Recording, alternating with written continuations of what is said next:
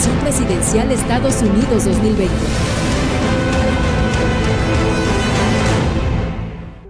Agradezco al doctor Pablo Moctezuma Barragán, quien es vocero del Congreso de la Soberanía y doctor en estudios urbanos. Y agradezco tu tiempo, Pablo, para que estés con nosotros en este programa especial, combinando noticia de lo que está ocurriendo en el conteo, los votos, pero sobre todo tratando de contextualizar la relación de Estados Unidos con el mundo, con México, con Latinoamérica y en este caso con nosotros desde tu punto de vista. ¿Qué está en juego esta noche para México?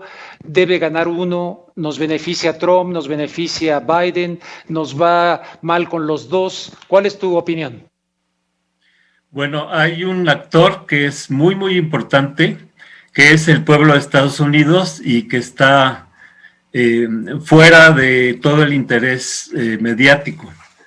Este año lo que ha pasado en Estados Unidos es realmente histórico. Se han movilizado alrededor de 20 millones de norteamericanos. Ha habido 13,500 movilizaciones en este año nada más, porque ya quieren un cambio en el país vecino. Sabemos que la Constitución de Estados Unidos tiene más de 200 años y está hecha bajo la lógica de los esclavistas. Este colegio electoral fue diseñado por los esclavistas del sur y todavía se mantiene. Es una constitución absolutamente obsoleta que no resuelve los problemas del pueblo. Tenemos 40 millones de estadounidenses en la pobreza, tenemos 600,000 viviendo en la calle, los sin techo que le llaman, tenemos 18 millones de niños en la pobreza, 22 millones que no les alcanza para comer, un sexto de la población va atrasado en sus rentas, 60 millones de desempleados. Entonces el sistema actual en Estados Unidos no está resolviendo los problemas de la población y que no puede acceder a sus derechos, a la salud, a la alimentación, al empleo, a la vivienda, etc. Y ni los republicanos ni los demócratas van a resolver esto. Por ejemplo, Obama, cuando la burbuja inmobiliaria, pues rescató a Wall Street y dejó en la calle a miles de personas sin techo. Entonces, lo que en Estados Unidos se está gestando desde abajo es un movimiento, y además muy interesante porque se están haciendo coaliciones de ambientalistas, antirracistas, contra la violencia policíaca, sindicatos, veteranos de la guerra, mujeres, una coalición que busca ya un cambio de rumbo para los Estados Unidos. Hace falta ya un nuevo arreglo, el sistema es absolutamente obsoleto y ni con los republicanos ni con los demócratas va a haber una salida. Y a nivel internacional, pues hay que recordar, por ejemplo, el primero que inició el muro, que tanto ha cacareado Trump, fue Clinton en 1994, construyó 600 kilómetros de muro, Clinton. Cuando llegó Trump ya estaban 1,050 kilómetros y Trump nada más ha construido 400 y pico, cerca de 500. O sea que esto del muro lo iniciaron los demócratas. Y bueno, hay que hacer un poco de historia. La bomba atómica en Hiroshima la lanzaron los demócratas, invadieron China, Grecia, Corea la invadieron primero Truman y luego Eisenhower. Y en todas las agresiones de Estados Unidos a otros países tenemos tanto a los demócratas, por ejemplo, Truman organizó el golpe de Estado en 1953 contra Irán y luego le siguió Eisenhower. En Vietnam, aunque Eisenhower mandó asesores, el que empezó ya la invasión fue Kennedy y el que le escaló fue Johnson, demócratas. Entonces, tanto demócratas como republicanos tienen una política imperialista. En América Latina, bueno, Johnson, demócrata, invadió Dominicana, Reagan, demócrata, invadió Granada, al golpe de Estado en Chile se lo dio un republicano. Entonces, tenemos un gobierno que responde a los intereses de una oligarquía financiera que bueno, tiene dos facciones, se enfrentan, se arreglan, se pelean, pero aquí realmente la contienda es entre las corporaciones y sus gobiernos con los pueblos. En primer lugar, el pueblo de Estados Unidos y también los pueblos del mundo. Entonces, creo que no hay que enfrascarnos tanto en que si es Biden o es Trump. Y no caer en esta cuestión de personalizar como si fuera la lucha entre dos personas en las que vemos solamente pleitos, dimes y diretes, todo un show mediático, pero no discuten los problemas de fondo y no dan pie a las soluciones. Entonces, en Estados Unidos, a mí lo que se me hace muy interesante ahorita es que hay un muy amplio movimiento, en su mayoría pacífico.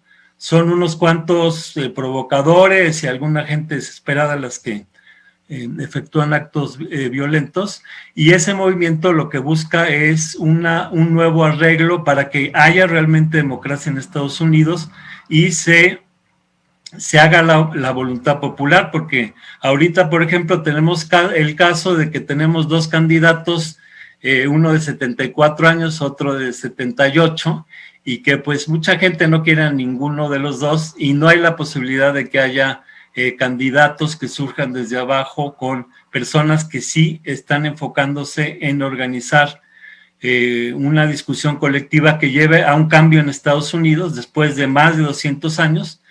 Esta constitución se hizo en el siglo XVIII y estamos en el XXI. Ya es hora del cambio. Creo que lo que estamos viendo en Estados Unidos este año es que se está movilizando y poniendo en pie el mismo pueblo. Incluso una cosa muy alentadora es que las movilizaciones han sido multirraciales. Además han participado jóvenes, mujeres, gente de edad. Entonces, creo que hay que tenerle mucho respeto a este movimiento. En cuanto al resultado de la elección, pues cambia un poco el estilo, los tiempos, las formas, pero en el fondo lo mismo, es como elegir entre Coca-Cola o Pepsi-Cola. Pues lo has dicho claramente. Yo sé que esto molesta a muchas personas que ven esto como una lucha, así, ¿no? Y se apasionan y tal.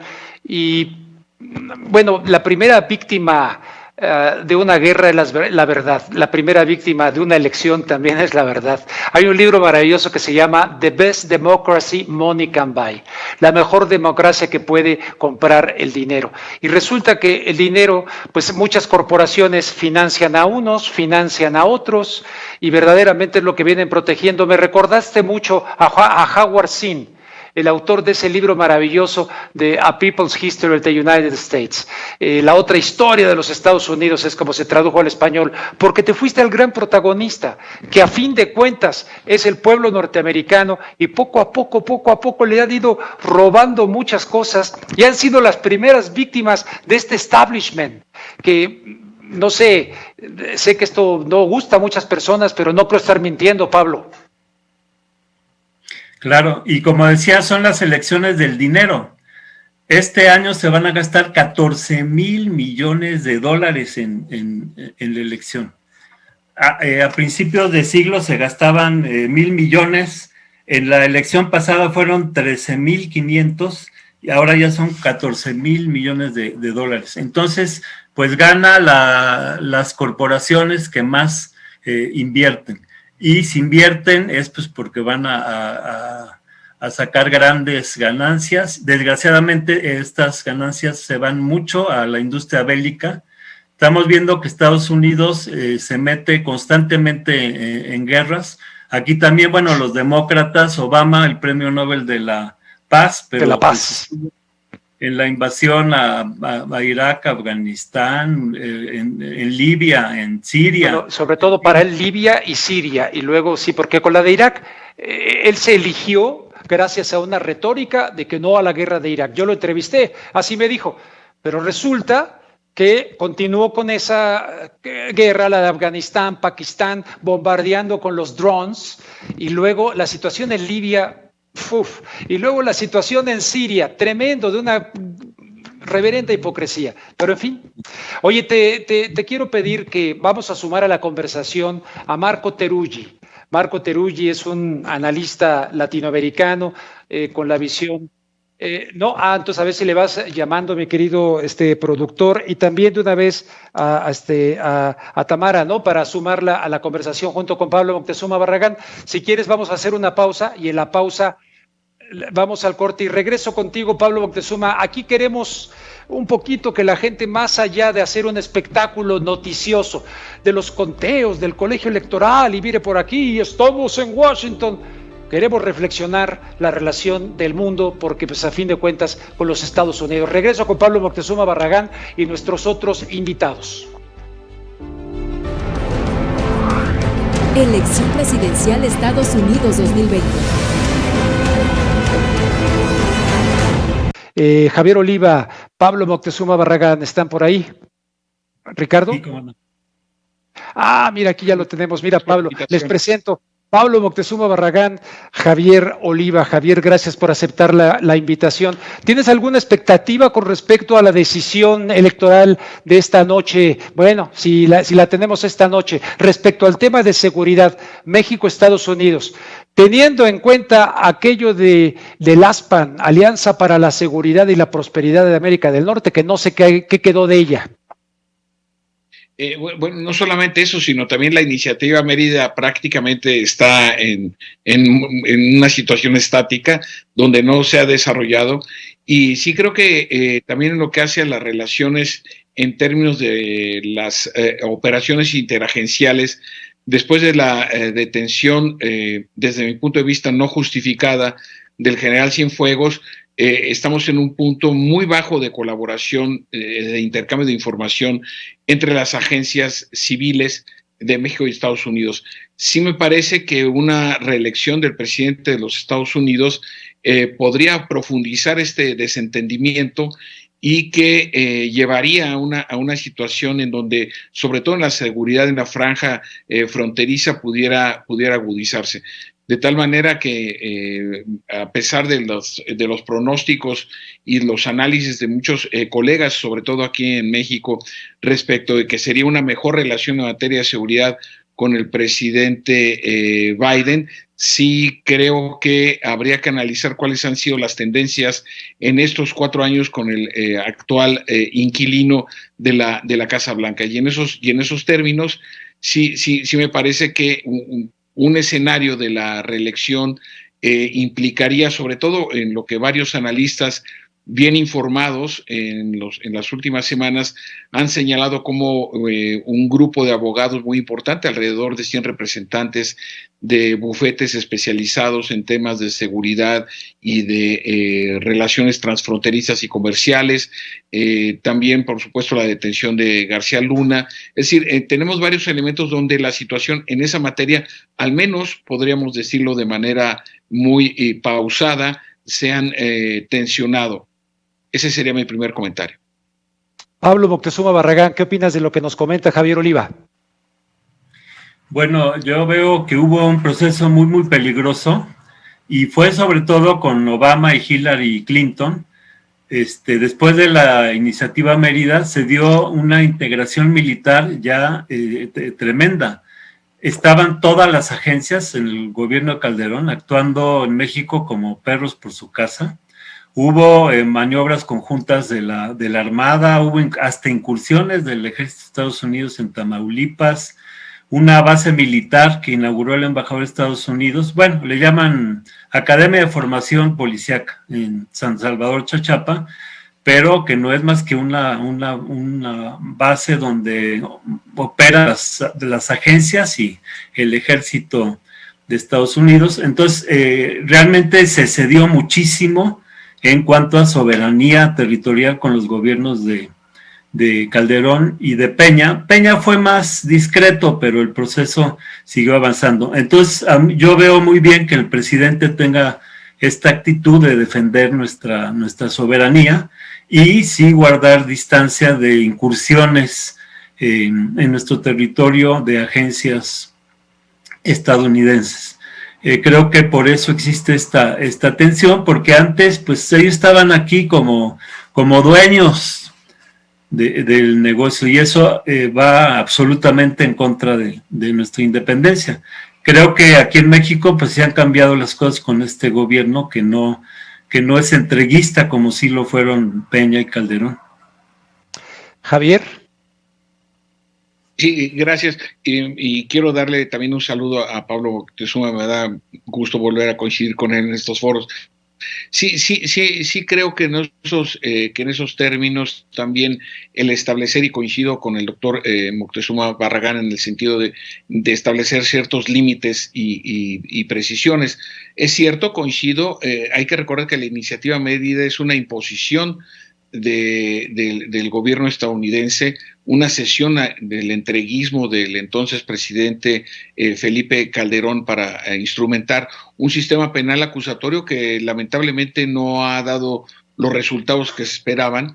Y si bien es cierto que en este contexto la relación en términos de seguridad transfronteriza hay que instrumentar una gran cantidad de medidas, sí me parece, por ejemplo, que tenemos aspectos muy preocupantes que en el proceso electoral estadounidense fueron reportados por varios medios de comunicación, en donde la venta de armas de fuego de alto poder se dispararon, es decir, hubo un incremento muy importante a propósito de la polarización de las elecciones estadounidenses. Entonces, sí me parece que el gobierno mexicano deberá ser un poco más activo en los señalamientos de que si de verdad es que de cada 10 armas que se incautan en México, 8 están fabricadas en Estados Unidos. Es decir, los mexicanos nos estamos matando con armas estadounidenses. Y esto sí me parece que deberíamos tenerlo en consideración, y sobre todo que el gobierno mexicano tuviera una agenda, sobre todo porque va a haber una nueva administración, sea reelecto o no el presidente de los Estados Unidos. El gobierno mexicano sí debiera tener una agenda propia de planteamientos a propósito de la nueva administración en lo que se refiere a la agenda binacional en materia de seguridad. Bien, Pablo, antes de despedirles ambos, ¿quieres agregar algo y algo que quiera agregar también Javier Oliva en este tema específico de la relación México-Estados Unidos? Tiene razón Javier, tiene que haber esta coordinación entre los dos países, somos vecinos, pero sí es muy importante que cada quien en su territorio tenga plena soberanía.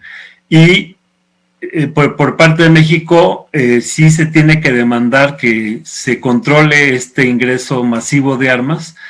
Cada año entran 200,000 armas, en 10 años entraron 2 millones de armas de Estados Unidos a México sin ningún control. Y están armando a los carteles, para que haya división y matanzas aquí en México, y las ganancias pues se van para Estados Unidos. Sabemos que allá se vende la droga, se lava el dinero, venden las armas, etcétera. Entonces creo que hay que ubicar el problema de raíz y además sí defendernos, porque nos pintan como los violentos o los que generamos el problema del narcotráfico cuando la raíz está en Estados Unidos y no en México. Bien, Pablo Moctezuma Barragán, pues te agradezco muchísimo tu participación y la conclusión también de Javier Oliva, y quiero decir que voy a terminar en recta final con Tamara Lachman desde Argentina y también con Marco Teruggi para cerrar la reflexión desde el ámbito latinoamericano, esta situación con Estados Unidos. Javier. Bueno, sí me parece que también es muy importante hacer esta proyección respecto a las relaciones con los gobiernos y las sociedades latinoamericanas. Es un ajuste muy importante el que vamos a observar, sobre todo en un ambiente y que es importante plantearlo, y ya lo apuntaba el doctor Moctezuma Barragán. También las dinámicas propias de nuestros países inciden notablemente en los aspectos sociopolíticos de los Estados Unidos. Y en particular, hay que plantearlo, y sí es relevante hacerlo, el papel que ha jugado la epidemia, no solamente en los procesos electorales de Estados Unidos, sino en la toma de decisiones de los gobiernos a nivel prácticamente mundial. Entonces, una de las críticas principales que se le hicieron al presidente de los Estados Unidos, al actual quiero decir, fue cómo gestionó, cómo administró la epidemia. Y en estos términos sí me parece que los efectos que ha tenido esta enfermedad en nuestras sociedades y que ha exigido cierto tipo de respuestas a las cuales la mayor parte de los gobiernos, y hay que decirlo con toda claridad, no estaban preparados, pues sí está impactando en la opinión del electorado estadounidense. Ya veremos a lo largo de esta noche la importancia que tendrá esta variable por un lado, y por la otra también, y hay que señalarlo con cierto detenimiento, en lo que se refiere al conteo de los votos también que se enviaron por correo. Si bien es cierto que ya la mayor parte de ellos han sido contabilizados, en algún momento dado pueden gestionar o generar un cambio en la balanza hacia un candidato o hacia el otro. Bien, Javier Oliva, muchísimas gracias, doctor Moctezuma Barragán, muchas gracias, muy buenas noches. Buenas noches. Gracias, Javier. Gracias. Muchísimas Gracias. Gracias. Pablo, mucho gusto. Ya les dimos aquí los puntos de vista de diferentes analistas y voces que no normalmente se escuchan en los grandes medios de comunicación. Un punto de vista distinto, alternativo diría yo en algunos casos, y me pareció extraordinario también Pablo Moctezuma Barragán con ese gran protagonista que es el pueblo norteamericano. Los millones que no tienen trabajo, los que están viviendo en las calles, lo que muchos que nada más tienen una percepción de la subjetividad de lo que es Estados Unidos desde fuera, no desde dentro, y a veces ni desde dentro, porque no conocen una realidad plural que evidentemente requiere un cambio político interno en los Estados Unidos. Ojalá algún día tengamos otra fuerza política que le responda a esos trabajadores, a esos estadounidenses que están siendo olvidados. Les agradezco mucho su atención.